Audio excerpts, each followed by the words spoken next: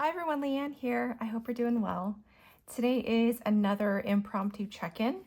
And really all this impromptu check-in is about is letting you know some of the highlights and lowlights from this past month. It is giving you updates on anything, any topic that doesn't kind of fit into my typical content, which is like currently inked or ink comparison videos or planner comparisons or planner videos.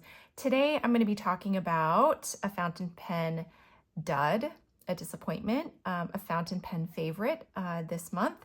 Also, that means I have a favorite fountain pen ink. I also want to respond to Penboy Roy's video about burnout. And so here I have some notes that I wanted to go over as well. So why don't we go ahead and get started with the fountain pen dud.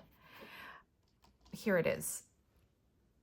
It's the Pelikan M200 in the copper rose.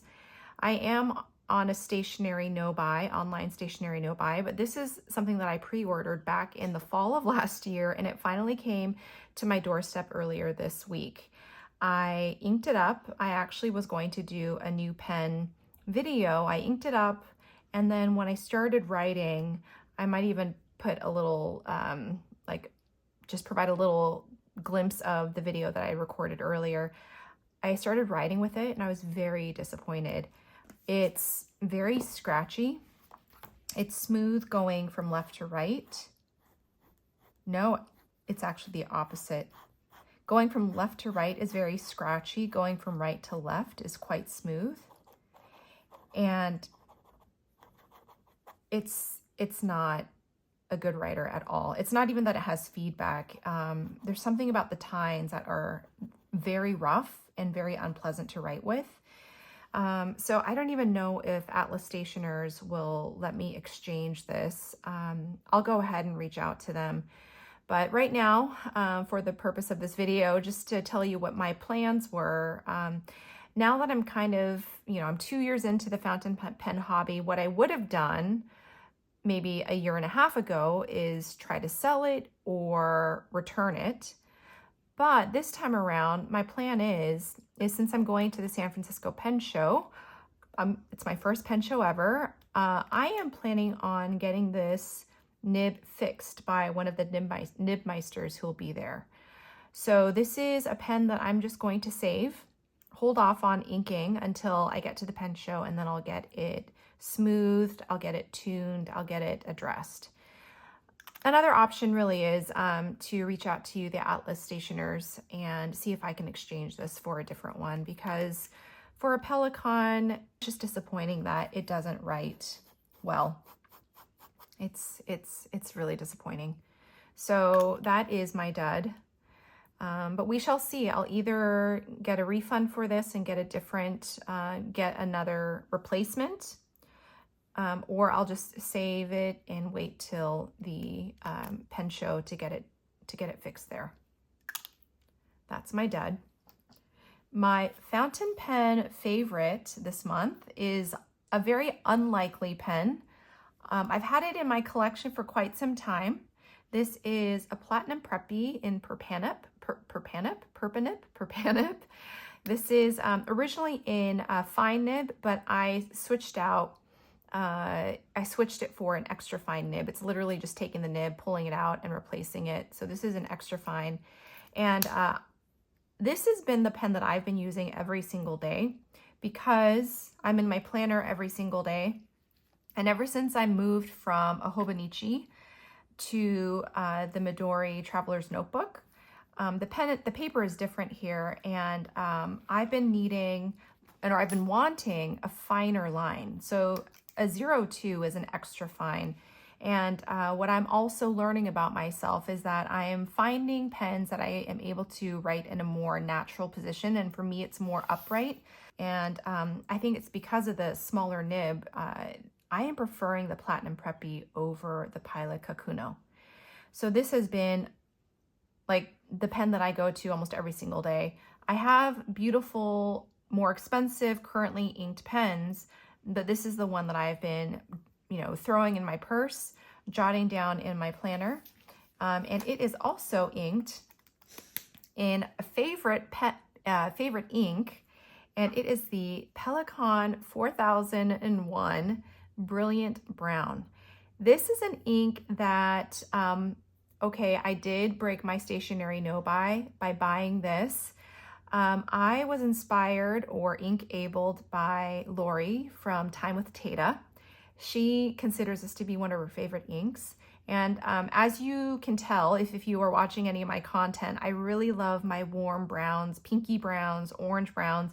And this ink really surprised me. They just call it brown, brilliant brown. And it reminds me a lot like diamine ancient copper, just some of those rich kind of orange browns. This isn't an orange brown, but it's definitely more on the orange side than it would be like on the cooler side. So let me give you a quick writing sample. Let's see. So this is kind of like a test page. This is a generic page that I wrote out with the pen and ink combination. Perpanep Platinum Preppy in an extra fine 02 nib, inked with Pelikan's Brilliant Brown, and it shades even in an extra fine. I just love it, and because it is an extra fine, this ink and the pen combination, it allows the ink to dry very quickly. So I find that I don't really need to have my paper blotter at the ready as often, just because it seems to dry quite well. And I've really been loving this planner, paper, pen, and ink combination. So this is definitely, even though I have my currently inked, I do have other favorites, but as far as an everyday grab and go, constant companion favorite, it is definitely this with this ink. So I have Lori to thank because I love this ink. I will do a quick swatch. I'm going to use my Goody Drops glass dip pen. Let me just rinse it in water really quick and dry it out. Make sure I don't have any dust particles. Okay, whoa. And usually I'm drawing these ink swatches with a different swatching implement. I usually use my glass teaspoon. I just don't have it here at the ready. But look at how brilliant this brown is. It is beautiful. My initial thought is I actually haven't swatched this ink just yet. So this is my first time swatching it. Looking at it right now, it reminds me of Ackerman's SBRE Brown. So I think that'll be an interesting side-by-side comparison. Okay, this is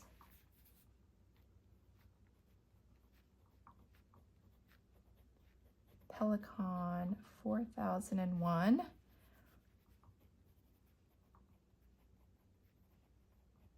Brilliant Brown. This pen also writes a very fine line.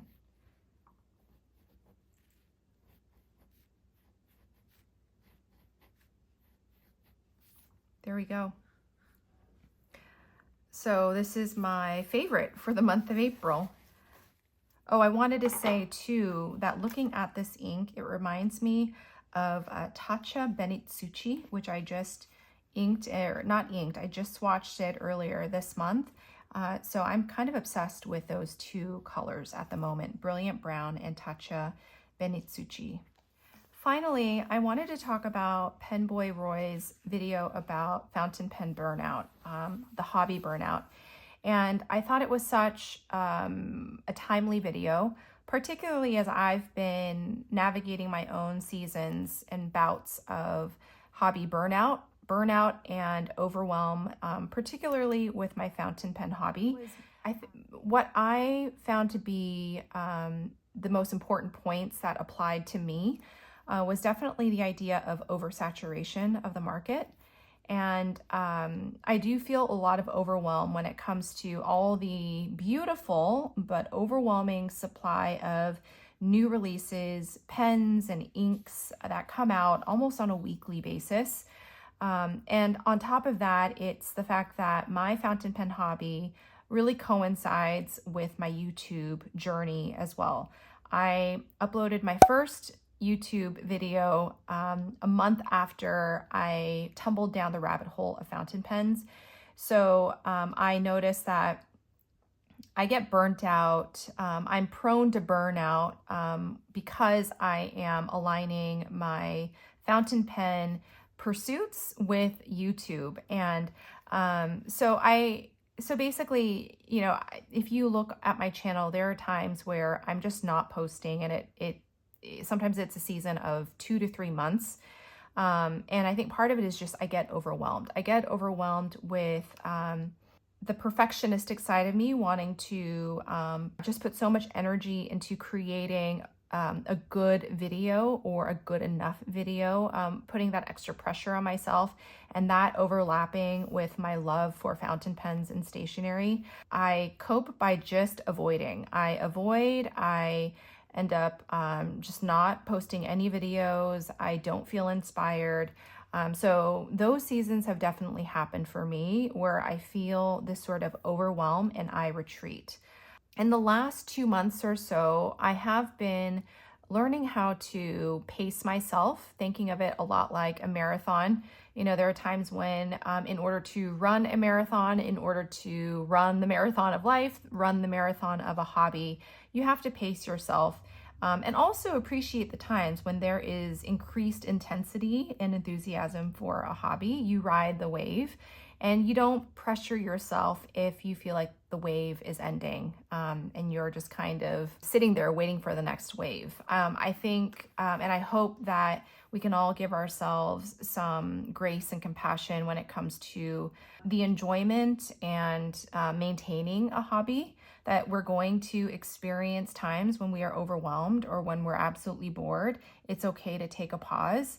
And when I feel the overwhelm, I'm thinking of 5 points, 5 things that come up for me when I am experiencing overwhelm, or if I'm experiencing even boredom with the hobby. Let me write that down. The first thing is play. Sometimes if I get overwhelmed, if I get bored with a hobby, it's because I'm getting too serious about it.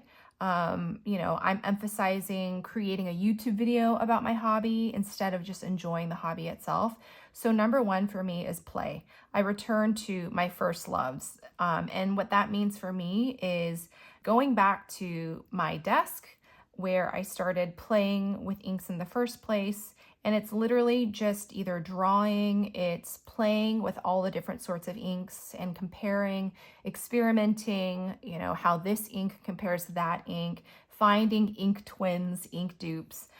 Those are the things that I love to do. I love to see the process. Even the process of watching ink dry is very meditative and relaxing for me.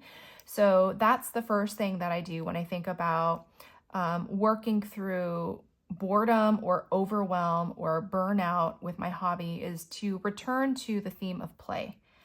Another one is number 2, connect. For me, that means to connect with people, whether that's in person or whether that's online. And I don't do this enough, I think, because the times that the Seattle Pen Club meets on the weekends, it happens to coincide with like one of my kids' extracurriculars, or we have a commitment at the exact same time. So I've only been to the pen club once, and I went this past month, and I have to say that I loved it so much. There is so much connection. There are people who are just as excited, if not more excited, about fountain pens than you are. You talk about and geek out over what is exciting to you, a pen that you haven't tried, or you find other folks have been in it for decades. So it's very much intergenerational. You find folks who are brand new to the hobby who are amazed at even the collection of inks and pens that I brought to the pen club. And then I'm looking to others who have been part of the pen club for years and who have been a part of the fountain pen hobby for decades, admiring their pens, their collections, and even hearing more of their stories. So when I meet people in person to talk about fountain pens, it is enlivening, it's inspiring, and it really helps to really ignite that sort of curiosity, passion, and play for me as well.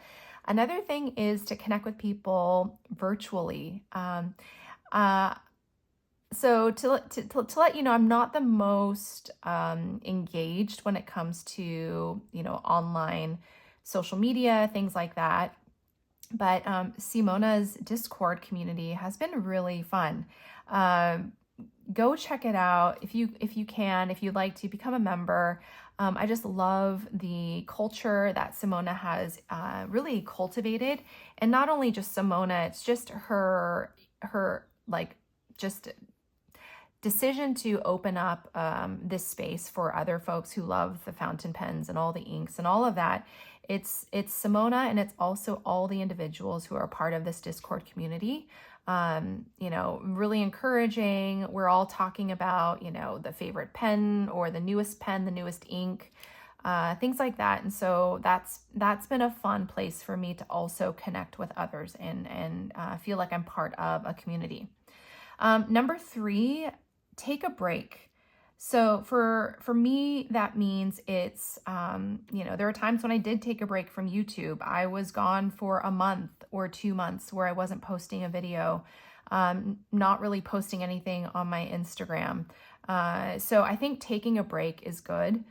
Just like what Pen Boy Roy was talking about, he talked about the hobby a little bit like a relationship as well, like kind of going monogamous, basically to add some, or basically just to kind of nurture his fountain pen hobby. He says that there are times where he will just stick to one pen and get to know the pen and establish a deeper sort of association, get to know how the pen works, its own personality. And when you do that, I think that can be really invigorating as well. And I also wrote, it's like a relationship, it's like a friendship. If you hang out with your best friend, if you're hanging out with your best friend 24/7, there are going to be times when there is conflict and you just want to retreat and have your own time away.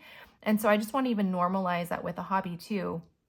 It's important to find times to take a break and focus on other hobbies, just have a little bit of distance so that it also gives you the desire to want to return when you've given yourself that sort of space.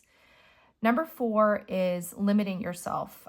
So for me, that means implementing a no or a slow buy season. As you may know, I'm in a no stationery online buy.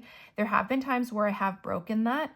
I did buy a pre-loved pen, and that's something that I'll talk about in a future video as well.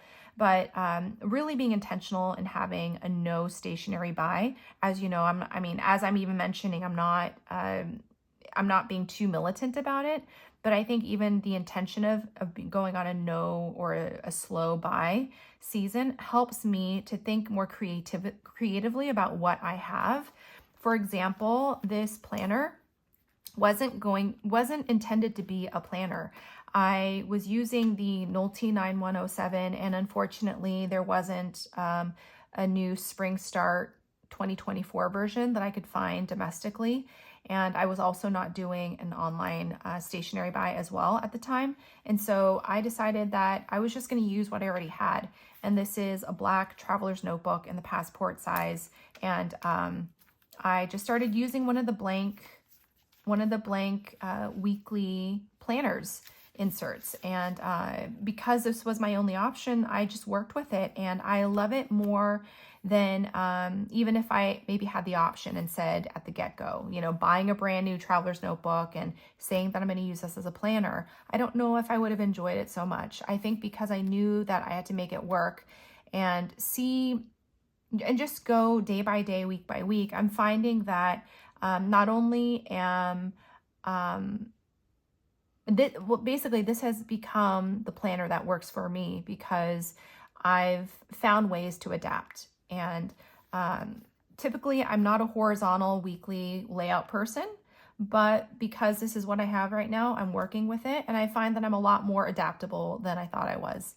So, Yeah, and creating limits. I'm finding that there are ways that I'm getting more creative with the things that I already have. And that means with fountain pens too. I'm finding other ways to be creative and resourceful with my current collection. That also reminds me of what Pen Boy Roy talked about. He limited himself by just committing to one pen for a season and getting to know the pen. And I think for me too, I believe that with my fountain pen hobby, even just reflecting on the 8 pen questions tag that so many folks participated in, I'm finding that I'm in a different season of my fountain pen hobby where I'm starting to limit myself. Shout out to Tom Otto as well from Ink Journal from Gold Spot Pens, who also just shared his 8 pen questions journey. And what I notice is that he keeps a 10 pen display box full of just his 10 nicest pens. And then he has a small pen cup full of his Lamis, some throw around pens, maybe probably some Preppies, Kakunos, Kavekos maybe, and he keeps that. And that's his entire collection. And I think that's where I'm starting to head towards, which is limiting and being a lot more discriminating with the pens that I bring into my collection. And I guess I can maybe provide that in deeper detail in a separate video, like an 8 pen questions response video. Lastly, number 5, diversify. If I'm in a rut, I said if I'm in a rut, walk outside, shower, pursue other hobbies, find balance. So what I mean by that is if I find that I'm in like a hobby fountain pen rut, then diversifying for me means don't focus so much on the fountain pens. Like find other hobbies to pursue in that time. When I was talking about being in a rut, I was just thinking about when you feel like you're in an emotional rut and you need to snap out of it, or you want to try to pivot and move yourself through that rut. A lot of times it helps just to go outside and go for a walk, get some vitamin D, breathe in some fresh air, change the scenery. It means taking a shower. You know, it helps jolt your system a little bit. It means fixing your gaze and your focus elsewhere. And in doing so, as you pivot and move your body elsewhere, I think it helps you to kind of clear your creative mental space and gives you greater capacity to return to the things that, greater capacity to return to the foundation, like the basic reasons why you fell in love with your hobby in the first place. So those are some of my responses to Pen Boy Roy's video about burnout. Roy, thank you so much for bringing up this topic. I think it is timely. I think it's really important. I would love to hear what other people have to say as well. Leave a comment or leave a video response or post a video response as well. But I think that's what I had intended for today. Highlights, lowlights, fountain pen favorites, ink favorites. I think that's it. If you have any questions, please feel free to leave them in the comments below. And I would just love to hear any responses you might have to this video. So thanks so much for watching. See you in my next video. Take care. Bye.